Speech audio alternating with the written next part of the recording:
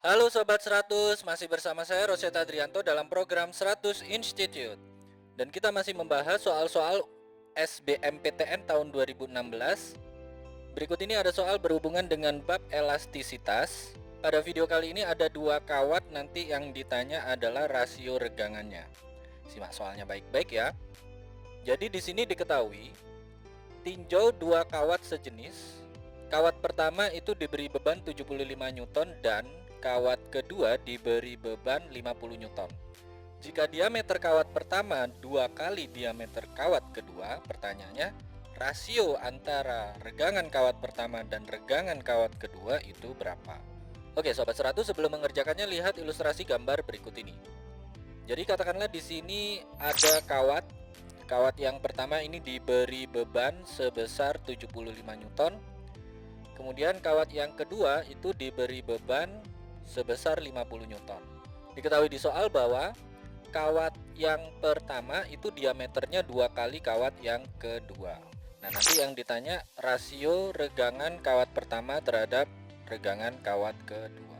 Oke, Sobat 100, karena di sini tinjauannya adalah dua kawat yang sejenis, maka di sini berlaku yaitu modulus Young untuk kawat 1 nilainya sama dengan modulus Young untuk kawat 2. Ingat, modulus Young itu rumusnya adalah sigma per epsilon. Jadi bisa kita tuliskan di sini sigma per epsilon 1 untuk kawat 1 nilainya sama dengan sigma per epsilon 2 untuk kawat 2. Sigma itu adalah tegangan, epsilon itu adalah regangan.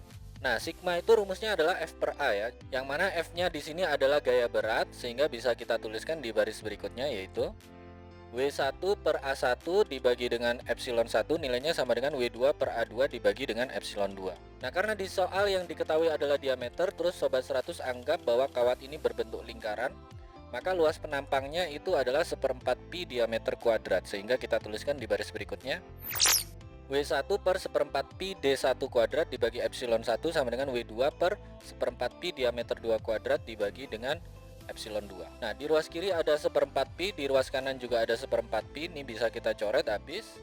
Maka kita hanya dapatkan rasionya itu adalah W1 per D1 kuadrat dibagi dengan epsilon 1 sama dengan W2 per diameter 2 kuadrat dibagi dengan epsilon 2. Kita masukkan W1-nya 75, W2-nya 50. Lalu D1 adalah 2 kali D2, maka kita tuliskan di sini yaitu 75 dibagi dengan 2 kali D2 kuadrat dibagi dengan epsilon 1 nilainya sama dengan 50 per D2 kuadrat dibagi dengan epsilon 2. Jadi di sini ada D2 dikuadratkan di ruas kiri, ada D2 kuadrat di ruas kanan, ini bisa coret habis. Kemudian epsilon 1 ini pindah ruas ke kanan. Lalu angka 50 ini pindah ruas ke kiri jadi pembagian. Maka kita peroleh epsilon 1 banding epsilon 2 itu sama dengan 75 dibagi dengan 4 kali 50. 4 itu hasil dari 2 kuadrat ya. Nah, ini kalau kita hitung 75 dibagi 50 itu bentuk pecahan sederhananya adalah 3/2 ya.